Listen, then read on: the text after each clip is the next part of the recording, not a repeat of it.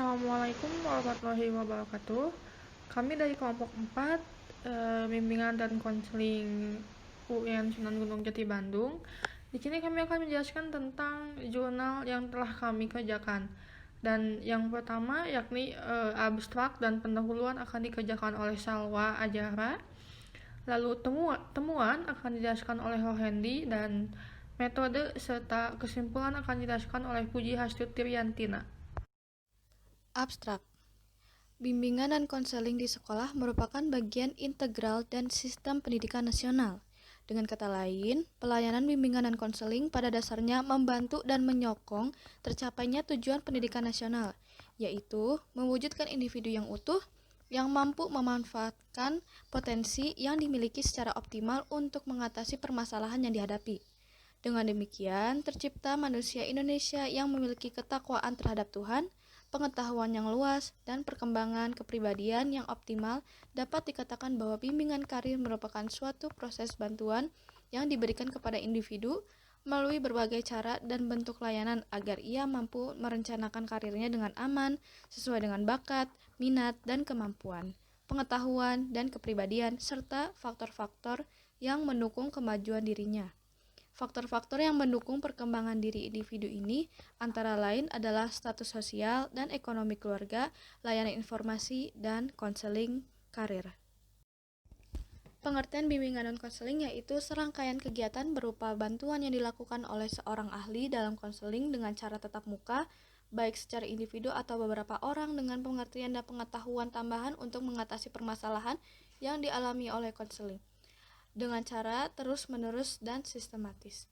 Dalam dunia pendidikan, bimbingan konseling atau biasa disebut sebagai bimbingan pendidikan menjadi jantung penentu dalam pendidikan khususnya sekolah.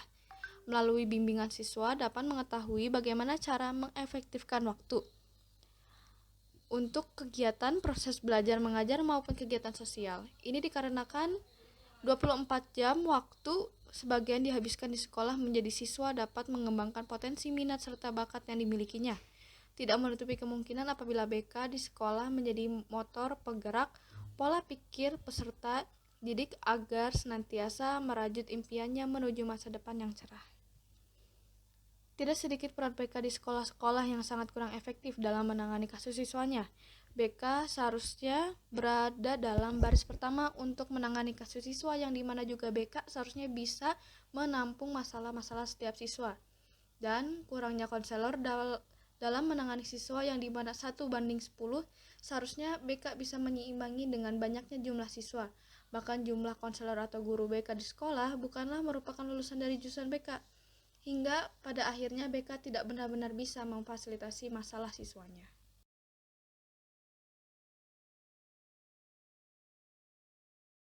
Metode yang digunakan dalam pengambilan data, kami menggunakan mode literatur review yang dimana hasil dari data yang telah disajikan dalam sumber-sumber yang didapat diolah, di-sharing kemudian dikembangkan di sebuah hasil yang untuk digunakan sebagai bahan kajian ilmu ini.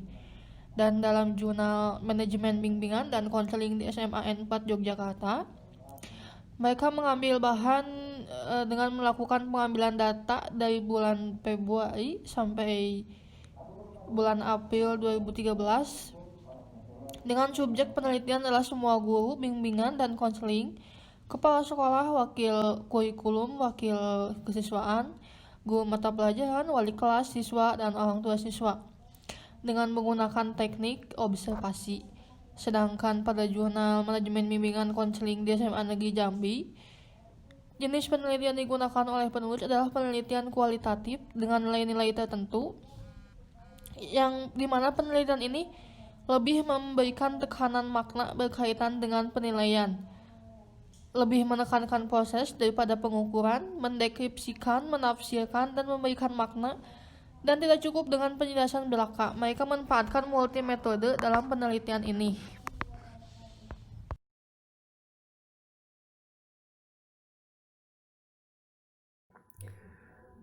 Temuan yang kami dapatkan dari hasil filtering jurnal dari 2 jurnal, yaitu yang kami petik adalah dalam jurnal Manajemen Bimbingan dan Konseling di SMAN 4 Yogyakarta. Inilah jurnal yang pertama. Memiliki kendala dalam pengorganisasian. rasio guru, bimbingan konseling, dan peserta didik belum seimbang. Masih ada guru, bimbingan konseling bukan sarjana dari BK atau bukan cetakan dari jurusan bimbingan dan konseling, yaitu masih rangkap jabatan mungkin ya. Tugas-tugas guru bimbingan dan konseling di luar bimbingan dan konseling itu sendiri, dan banyak tugasnya. Kurangnya kesadaran personil akan tugasnya, kurangnya dukungan support dari pihak sekolah, dan sulit koordinasinya. Pelaksanaan sudah berjalan, namun belum menggunakan model BK komprehensif. Adapun yang kedua adalah jurnal dari SMA Negeri Kota Jambi. Yang pertama adalah kurangnya motivasi petugas BK dalam mengaplikasikan ilmunya. Yang kedua, kurangnya sosialisasi dan komunikasi mengenai fungsi dan cara kerja BK kepada rekan sejawat, siswa, dan orang tua. Tidak optimalnya kegiatan BK pada jadwal khusus, tidak terjadwal. Persepsi yang keliru terhadap BK oleh siswa, guru lain, dan orang tua. Jam masuk kelas yang kurang dan tidak merata di setiap kelas. Intervensi negatif terhadap BK. Selanjutnya ada anggaran biaya. Kurangnya intervensi pembinaan oleh koordinator BK, masih kurangnya penanganan dalam masalah bimbingan dan konseling mengenai kebijakan tatap muka. Adapun bentuk kekurangannya yaitu yang pertama fasilitas, anggaran, sosialisasi cara kerja BK, pelaksanaan layanan, kegiatan pendukung, pencatatan standar kinerja, realisasi perbaikan oleh petugas BK yang mempengaruhi kualitas layanan BK di sekolah. Yang paling menjadi faktor utama adalah kekurangan ruangan yang masih menyatu dengan ruangan yang lainnya. Kegiatan sosialisasi tidak berjalan dengan semestinya. Mereka beranggapan bahwa warga sekolah sudah tahu peran BK di lembaga pendidikan khususnya di sekolah. Pelaksanaan penelitian yang dijalankan dalam jurnal ini pun tidak berjalan dengan semestinya. Hal ini melenceng jauh dengan inti dari manajemen BK itu sendiri.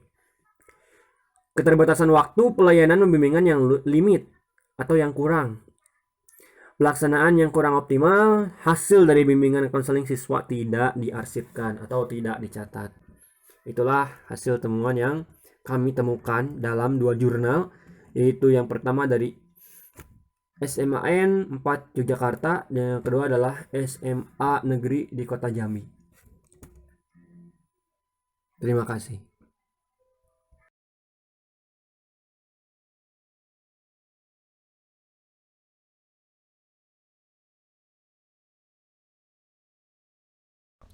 Dan ringkasan dari jurnal ini yakni bimbingan konseling menjadi prioritas dalam penunjang pendidikan di lembaga sekolah, khususnya di Jambi dan juga Yogyakarta. Dari jurnal yang telah ditemukan, masih banyak SMA negeri yang masih kurang peka terhadap pentingnya peran BK, adapun bentuk kekurangannya adalah fasilitas, anggaran, sosialisasi dan cara kerja BK, pelaksanaan BK, kegiatan pendukung, pencatatan, standar kinerja, dan realisasi perbaikan BK oleh petugas BK yang mempengaruhi kualitas layanan BK di sekolah. Adapun kebutuhan primer yang dibutuhkan adalah ruangan BK untuk kinerja yang lebih mandiri. Oleh karena itu, masih banyak kekurangan-kekurangan lain yang terjadi di SMA negeri, juga serta kurangnya perhatian pelayanan bimbingan konseling yang menjadikannya BK kurang terawat.